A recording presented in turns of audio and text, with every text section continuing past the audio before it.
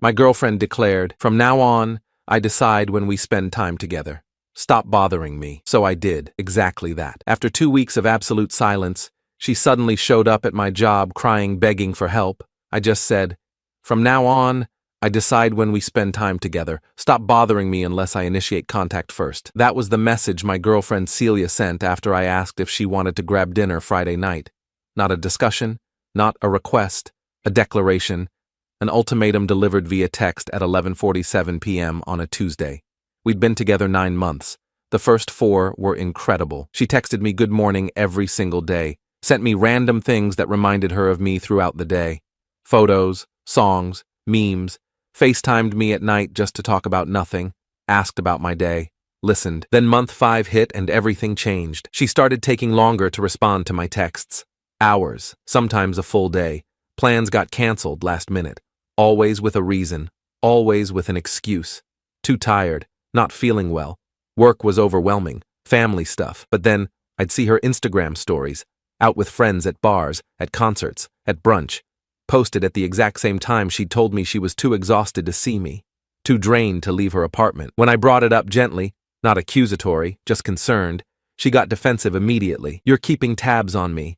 That's controlling behavior. I'm allowed to have a life outside of you." I wasn't trying to control her. I just wanted to understand what was happening, why things felt different, why I suddenly felt like an obligation instead of someone she wanted to be around. I looked back through our text conversations, really examined them. I'd sent maybe 5 messages that week, none of them demanding, none of them clingy, just normal relationship communication. "How was your meeting? Want to watch that show tonight? Thinking of you." Simple things, normal things.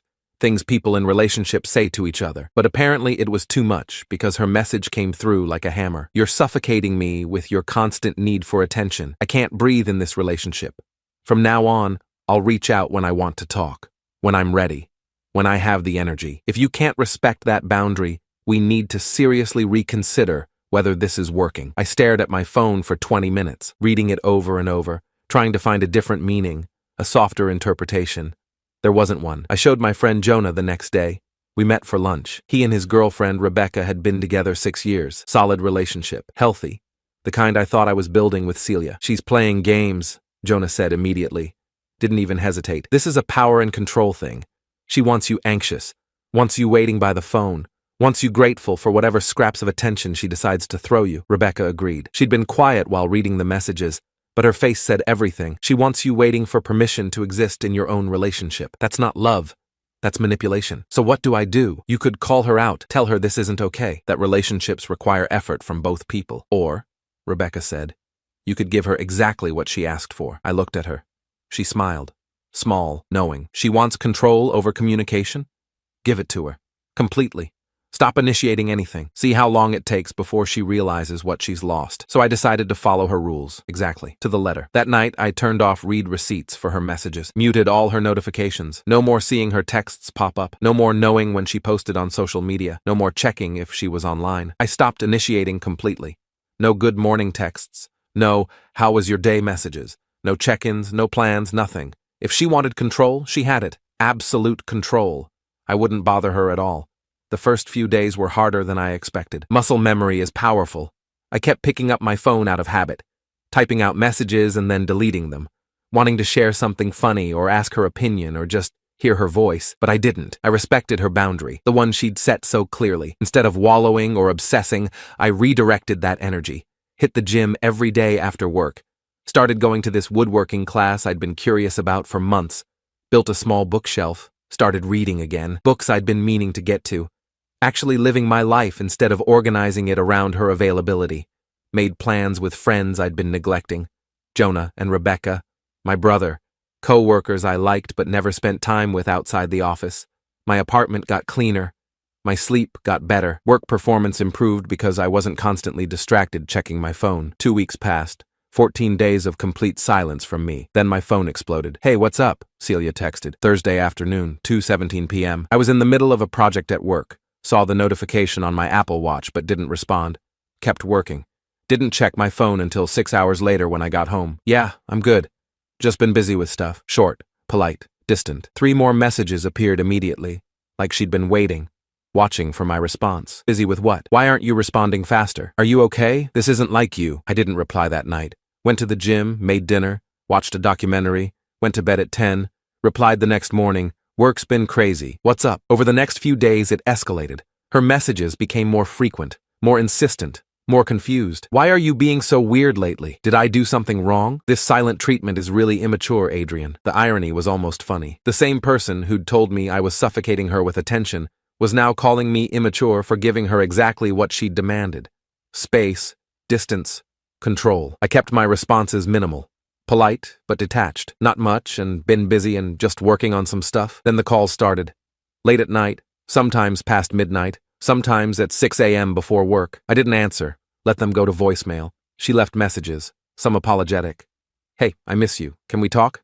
Some accusatory. I don't understand what game you're playing, but it's not funny. Some just rambling. Long streams of consciousness about how she didn't understand what was happening, how this wasn't fair, how I was being cruel. The cognitive dissonance was staggering. 2 weeks ago, she demanded I stop contacting her. Now she was upset I'd listened. I answered one call. Finally, week 3, Sunday evening. I was cooking pasta. Phone rang. Her name. I picked up. Where the hell have you been? Her voice sharp. Angry. Not worried. Angry. Around. Work's been busy. You're just going to act like everything's fine? Like you haven't been completely ignoring me for 3 weeks? You told me not to bother you unless you reached out first. That's exactly what I've been doing. Long pause. I could hear her breathing. Processing. I didn't mean you should disappear completely. You're taking this way too literally. How else should I take it? I just meant don't be so clingy. Not to vanish like I don't exist, but she had meant it. We both knew that. She'd been clear, explicit. She wanted control. She got it. I don't know what you want me to say, Celia. You set the terms of how we communicate. I'm following them, but I miss you. Her voice softer now. Different tactic. Don't you miss me? Honest answer. Not really. Not the way she probably wanted me to. I missed the version of her from months 1 through 4. The woman who'd been excited to hear from me, who'd made time, who'd acted like I mattered. That person was gone, had been gone for months. I've been busy, I said, neutral, non-committal. Can we see each other? This week? Please? Have to check my schedule. Work's been intense. You're seriously going to make me beg? I'm not making you do anything. I'm just busy, like you were for the last few months. She hung up. I finished making pasta, ate dinner, watched TV, went to bed. Yesterday, everything came to a head. I was at work. Tuesday, normal day. Had a 2-hour meeting scheduled with the marketing team about Q4 campaigns. Important meeting. Phone on silent in my bag under the conference table. Meeting started at noon. Long presentation, strategy discussions, budget reviews.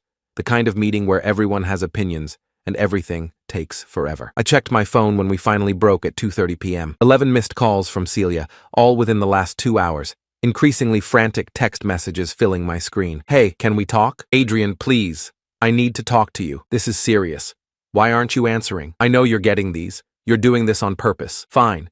If you won't respond to me, I guess I'll have to come find you. That last message made my stomach drop. 2:18 p.m., 12 minutes ago. I was walking back to my desk when Kelly from reception appeared. Early 20s. Friendly. Looked uncomfortable. Adrian? There's someone here to see you in the lobby. She says it's urgent. Says you're not answering your phone. My stomach sank further. What does she look like? Brunette. About your age. Pretty upset. Says she's your girlfriend. Every head in the office turned. People looking, whispering. This was a professional environment. Small company. Everyone knew everyone. This was going to be office gossip for weeks. Walked to the lobby. Slow. Dreading what I'd find. Celia stood by the front desk. Dressed up, heels, nice dress, hair and makeup done. But her eyes were red. Mascara slightly smudged. She'd been crying or was about to. Everyone in the lobby was staring. Receptionist. 2 clients waiting for appointments. My boss walking past with coffee. Celia, what are you doing here? You wouldn't answer your phone. Her voice too loud, echoing in the professional space. We need to talk. Now. I was in a meeting. You can't just show up at my job. Well, you left me no choice. Sharp. Defensive. Angry. You've been avoiding me for weeks, ignoring my calls, acting like I don't exist. What was I supposed to do? I felt everyone watching. Judging. My professional reputation crumbling in real time. Let's go outside. I walked toward the door. She followed, still talking, still making a scene. Don't you dare walk away from me. This is exactly what I'm talking about. You're always running. Outside in the parking lot, the afternoon sun was too bright, too warm, too normal for this surreal moment. You can't show up at my workplace, Celia. You weren't giving me any other option. She was crying now. Real tears. Voice breaking. You're punishing me. You're making me chase after you, making me look crazy, making me beg for basic communication. You told me to stop initiating contact. I did exactly what you asked, but not like this. This is extreme. You know that's not what I meant. Then what did you mean? Specifically, because your message was pretty clear. You wanted control over when we talked. I gave you that control. Now you're upset that I'm not playing the game the way you wanted. She wiped her eyes. Mascara smearing worse. I just missed you. Is that so wrong? Is it so terrible that I want to see my boyfriend? And something in me cracked. Not in a breaking way, in a clarity way, seeing everything for what it really was. I don't want to do this anymore. She stopped crying, stared at me like I'd slapped her. What? This? Us? This relationship? I don't want to do this anymore.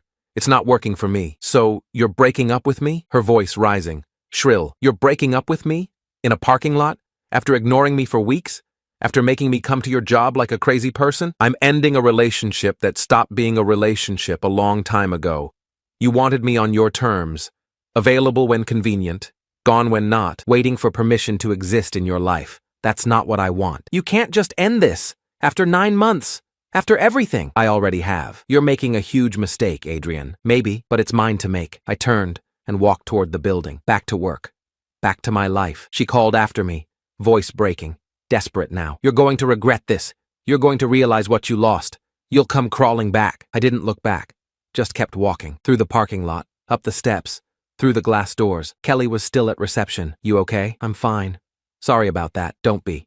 That was intense, though. I went back to my desk. Opened my laptop. Got back to work. My phone buzzed. Once, twice, 10 times, 20. I turned it off completely. Worked until 6. Drove home. Blocked her number. Blocked her on every social media platform.